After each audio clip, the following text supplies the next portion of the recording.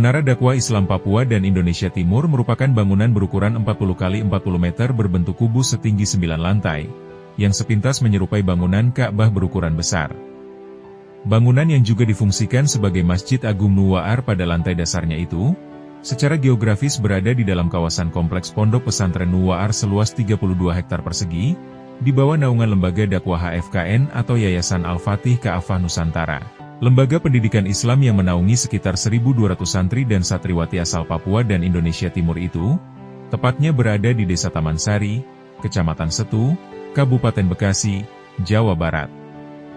Dengan pengasuh Kiai Haji MZ Fadzlan Rabbani Garamatan, yang dikenal sebagai Dai Pedalaman Papua dan populer dengan julukan Ustadz Sabun Mandi.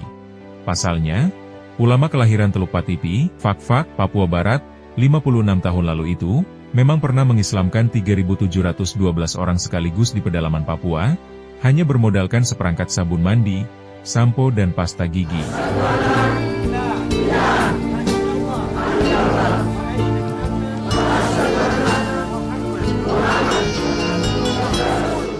Perjuangan dakwah Islam Ayah Fadzlan, panggilan akrab seluruh santrinya itu, memang tak pernah lelah, dan tak mengenal kata menyerah, apalagi kalah.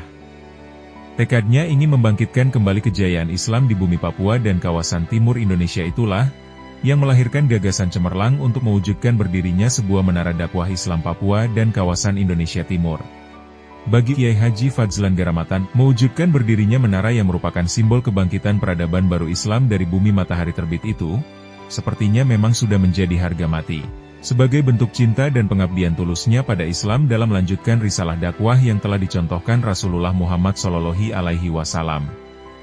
Maka tak heran, meski sudah memasuki proses pembangunannya yang perlahan tapi pasti selama 10 tahun, sejak dilakukan peletakan batu pertama pada 14 Juli tahun 2015 oleh mantan Gubernur Jawa Barat Haji Ahmad Heriawan, semangat Kiai Haji Fadzlan Garamatan memang tak pernah pudar. Meski juga tidaklah mudah dalam mempertahankan giroh perjuangannya. Karenanya, memasuki tahun ke-11 pembangunannya, sosok Bilal bin Rabah dari timur Nusantara ini, mengajak dan memanggil seluruh umat Islam di seluruh penjuru tanah air. Bapak ibu, ayah bunda, tuan puan, kakak adik, saudara-saudari, kaum muslimin dan muslimat dimanapun berada, yang masih memiliki giroh pada wacana kebangkitan Islam dan kebersatuan Negara Kesatuan Republik Indonesia dari bumi Papua, untuk sama-sama mewujudkan terselesaikannya pembangunan menara dakwah Islam di Papua dan wilayah Indonesia Timur, yang berada di Tanah Jawa.